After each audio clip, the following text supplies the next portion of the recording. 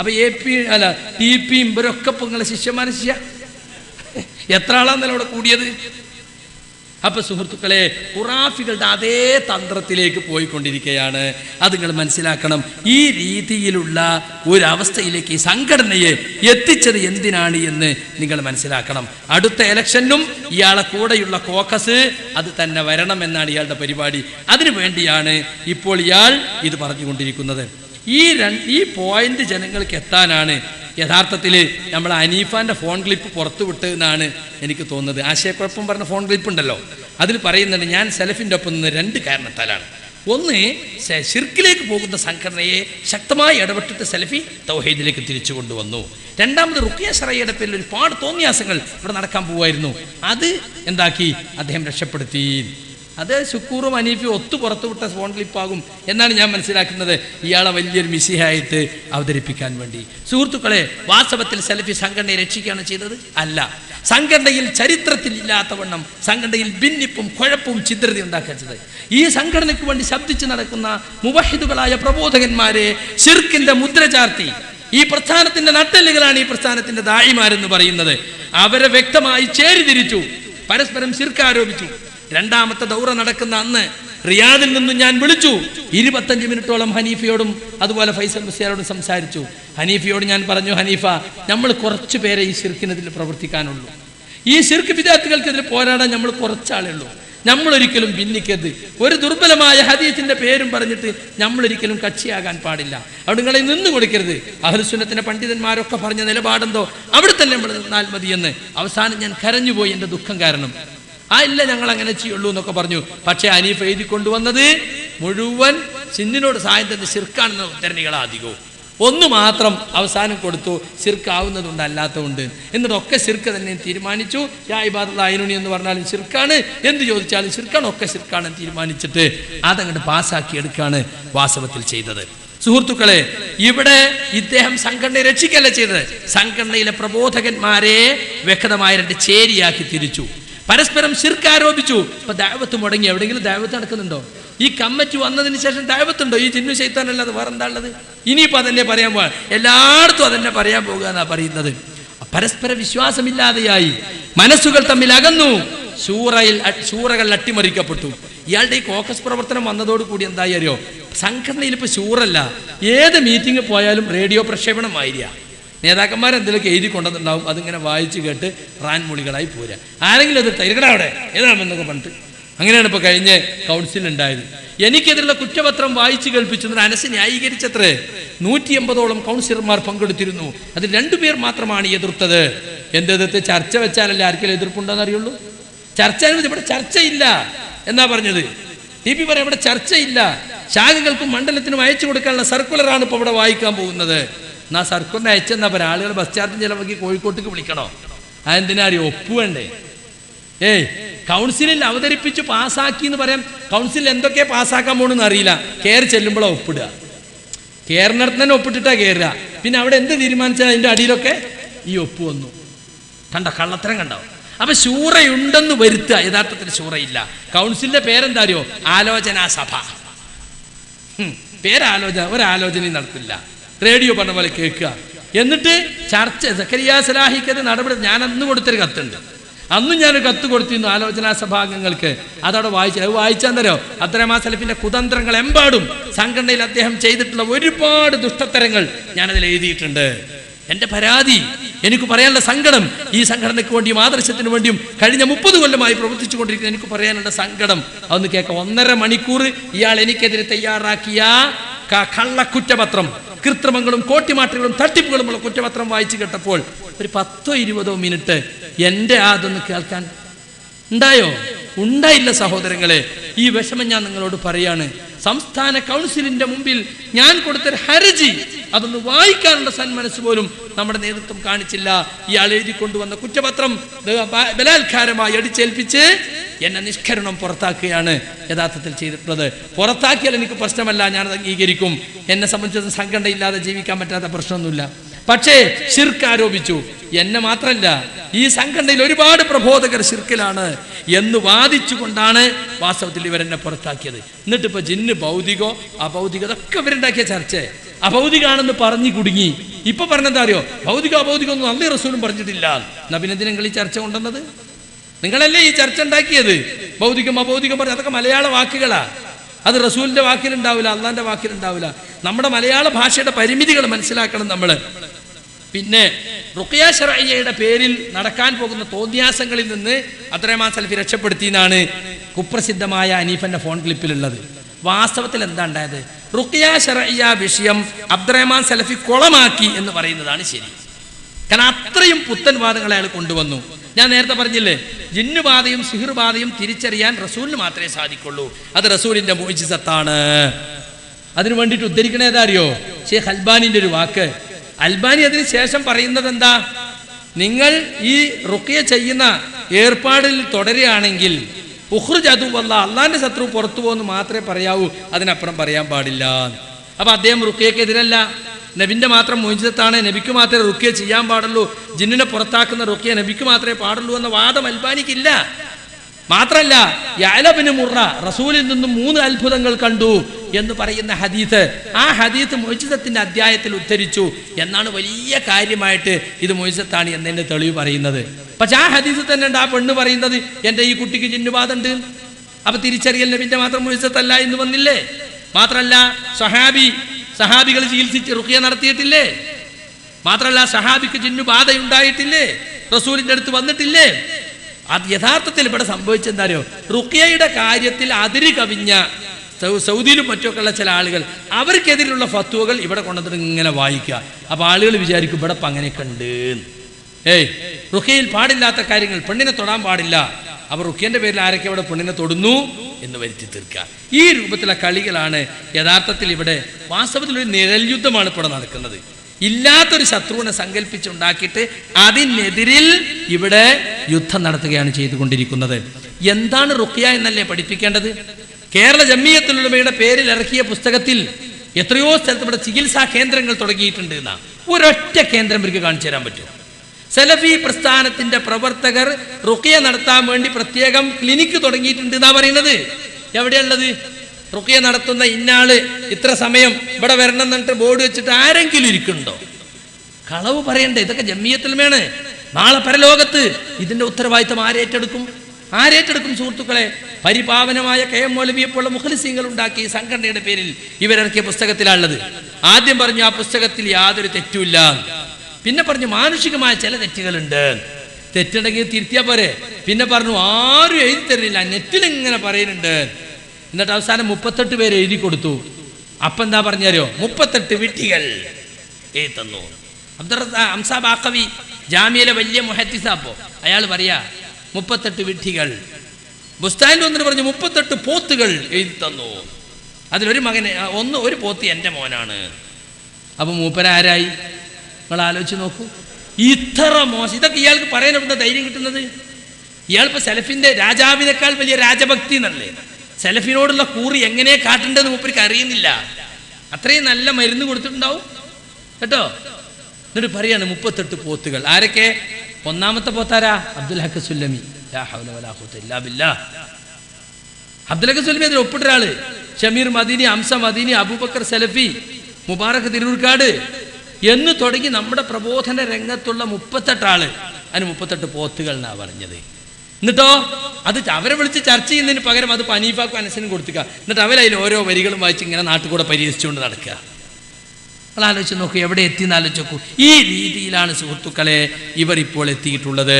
കഴിഞ്ഞ കാല മുജാഹിദ് പണ്ഡിതന്മാരുടെ പേരിൽ പോലും ഇവർ പലതരത്തിലുള്ള കളവുകളും പറഞ്ഞിട്ടുണ്ട്. കുണ്ടുതോട് സംവാദത്തെക്കുറിച്ച് കളവ് പറഞ്ഞിട്ടുണ്ട് ആ പുസ്തകത്തിൽ. കുണ്ടുതോട് സംവാദം നടക്കാതെ പോകാനുള്ള കാരണം എന്താ? കുണ്ടുതോട് സംവാദത്തിൽ നമ്മള് സുന്നികളുമായി ഉണ്ടായ സംവാദം നടക്കാതെ പോയത് അത് റുഖിയ എന്ന് പറഞ്ഞാൽ അത് രോഗശമന പ്രാർത്ഥനയാണ് എന്ന് അവർക്ക് പഠിപ്പിച്ചു കൊടുത്തത് കൊണ്ടാണ് എന്നാ. വാസ്തവത്തിൽ അതുകൊണ്ടാണോ? നമ്മൾ മനസ്സിലാക്കാൻ വേണ്ടി പറയാണ്. അതുകൊണ്ടല്ല. കുണ്ടുതോട് സംവാദത്തിൽ ഉണ്ടായ സംഭവം ഇതിൽ തന്നെ പറഞ്ഞിട്ടുണ്ട്. കുണ്ടുതോട് തന്നെ ഇടവണ്ണ അടുത്തുള്ള സ്ഥലമാണ്. അവിടെ നമ്മൾ വളരെ മുൻകാലത്ത് 1974 അത് സംബന്ധമായൊരു പുസ്തകം പുറത്തിറങ്ങിയത്. എന്തായിരുന്നു ആ വാദപ്രതിവാദത്തിൽ വിഷയം? കേട്ടോളൂ. ഇതാ മന്ത്രം. ശിർക്കിന്റെ പദങ്ങൾ വരുന്ന മന്ത്രങ്ങൾ നടത്തുന്നത് ശിർക്കും ഹറാമുമാണ് എന്ന് മുജാഹിദുകളുടെ വാദത. മന്ത്രമുണ്ട്, പക്ഷെ ശിർക്കിന്റെ പദങ്ങൾ വരുന്ന മന്ത്രം ആകാൻ പാടില്ല. അങ്ങനെ ആകുമ്പോൾ ശിർക്കും ഹറാമാണ്.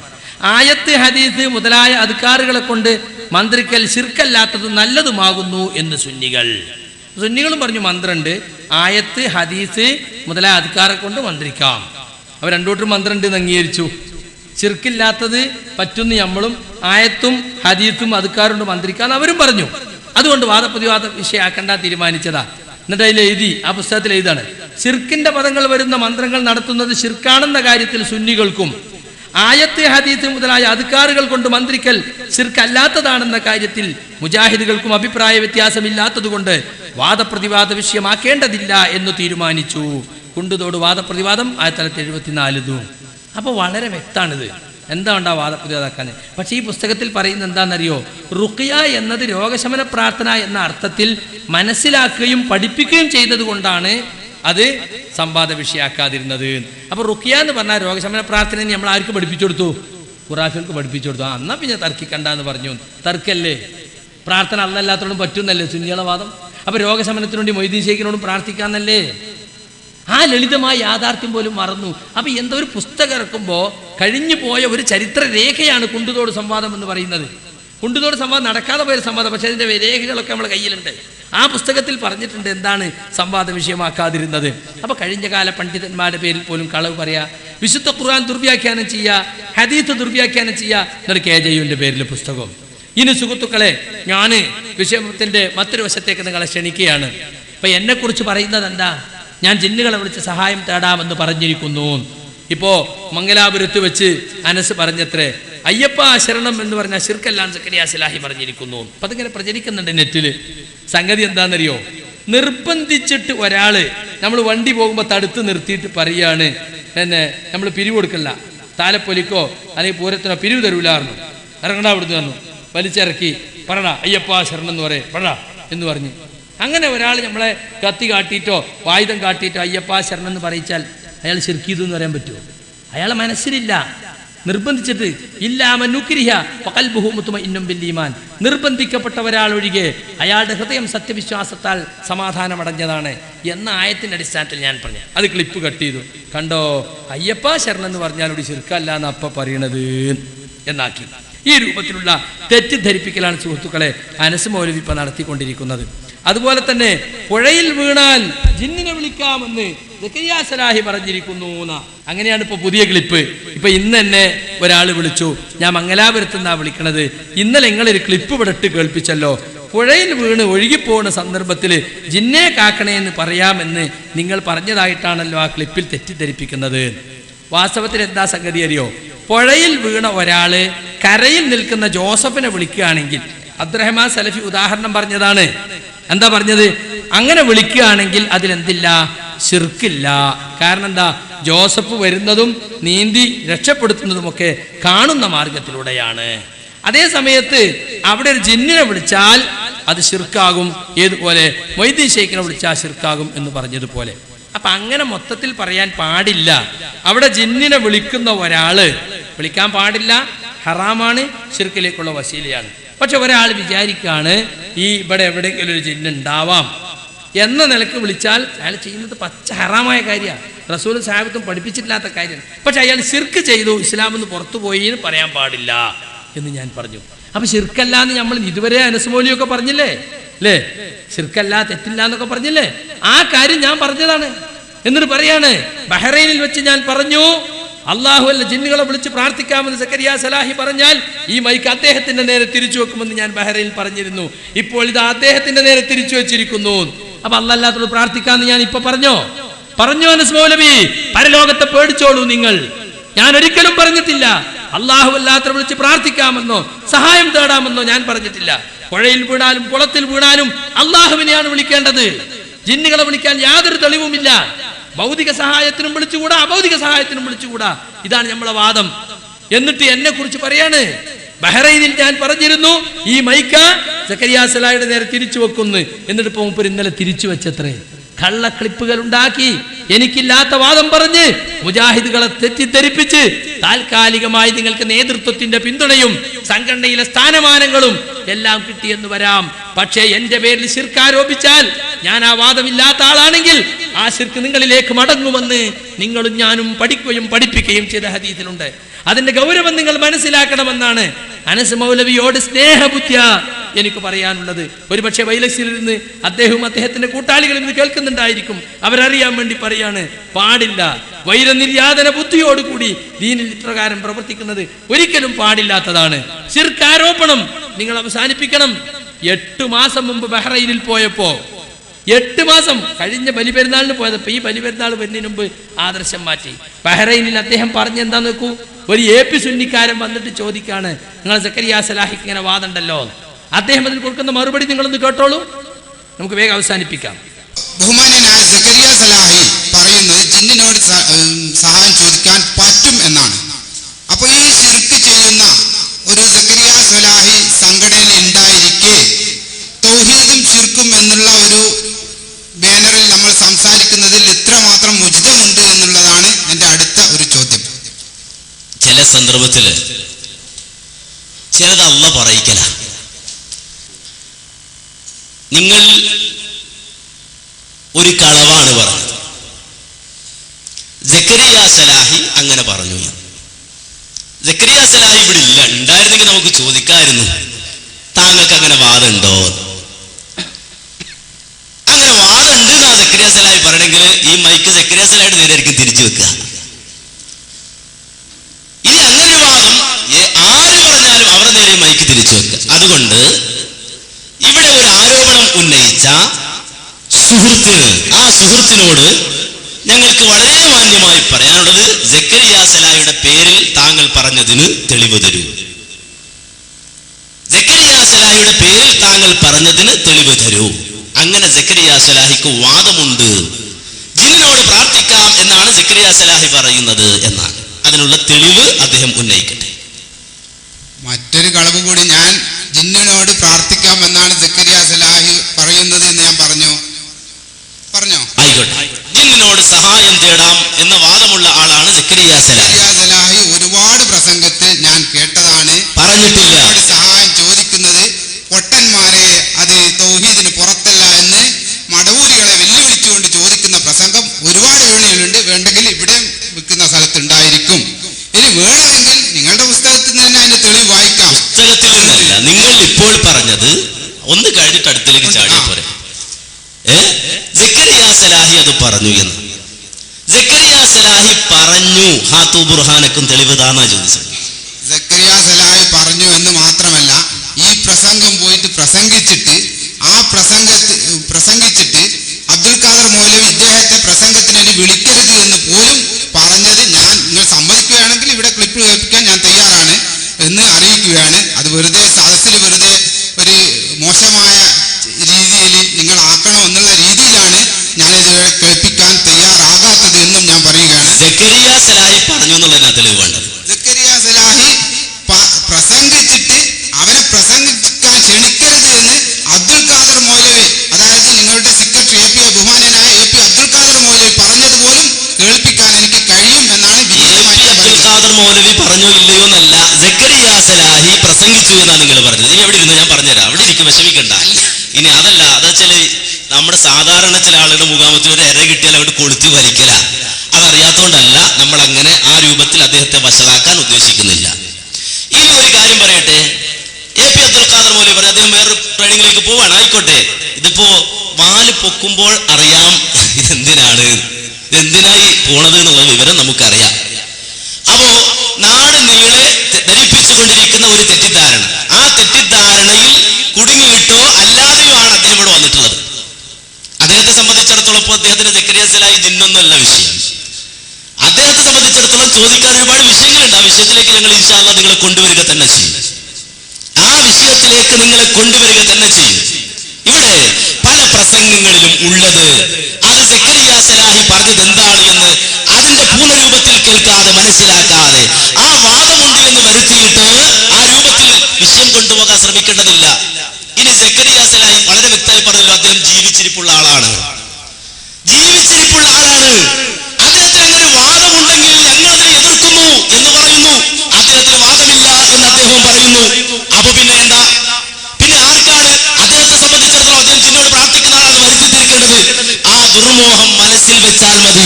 ദുർമോഹം വേണ്ടതില്ല. അവിടെ ഇരിക്കൂ, കഴിഞ്ഞിട്ടില്ലല്ലോ. ആ ദുർമോഹം വേണ്ടതില്ല.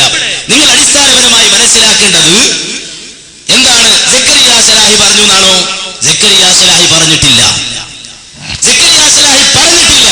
ജിന്നിനോട് സഹായം തേടാമെന്ന് സക്കരിയ സലാഹി പറഞ്ഞിട്ടില്ല എന്ന് ഞാൻ പറയുമ്പോൾ നിങ്ങൾ പറഞ്ഞതുപോലെ ആവൂല. തെളിവ് തരും, സ്ക്രീനിൽ നോക്കിക്കോ. ഇതാണ് ഞാനുമായി ബന്ധമുള്ളത്. മറ്റെല്ലാം പച്ചക്കളവുകളാണ്. സക്കരിയ സലാഹി എന്ന് പറഞ്ഞിട്ട് 16 കൊടുത്തിൽ ഈ 5 മാത്രമാണ് ഞാനുമായിട്ട് എന്തെങ്കിലും ബന്ധമുള്ളത്. ഒന്നാമത്തെ എന്താ അറിയോ?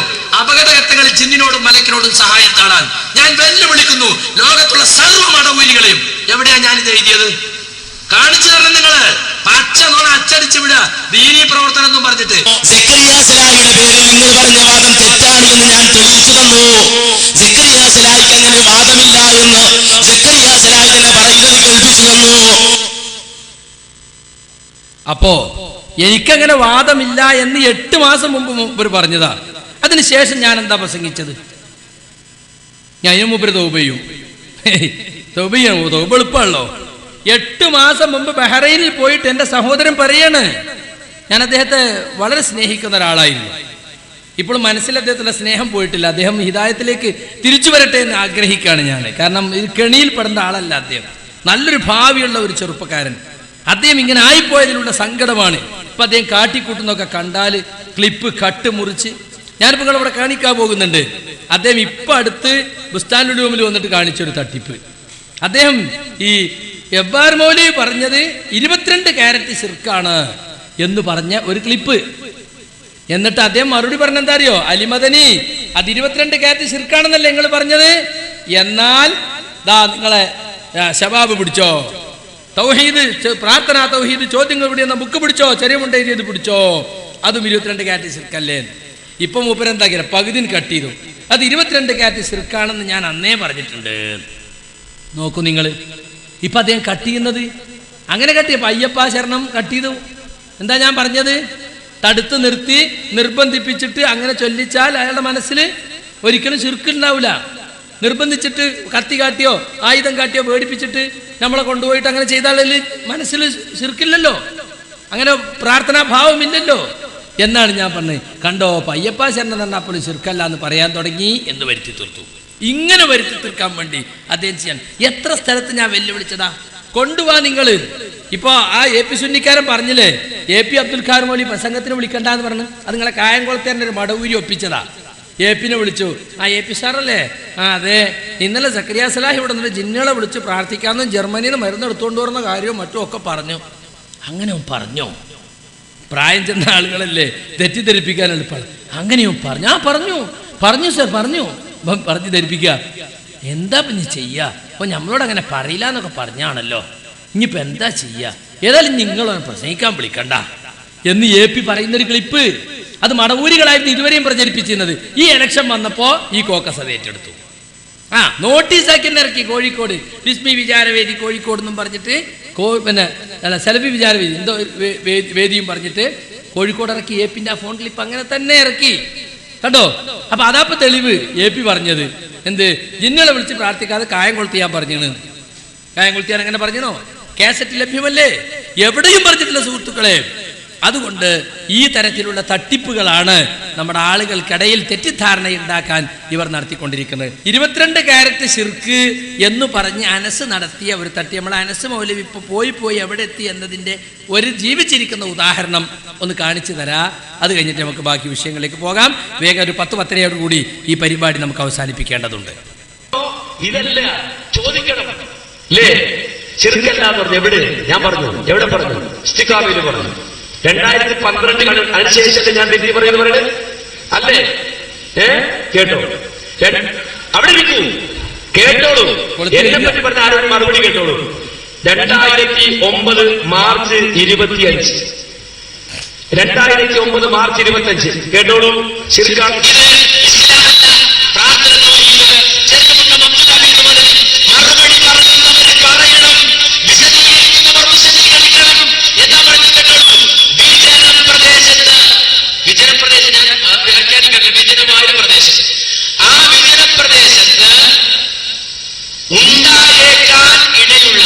ഉണ്ടായേക്കാൻ ഇടയുള്ള ജിന്നുകളും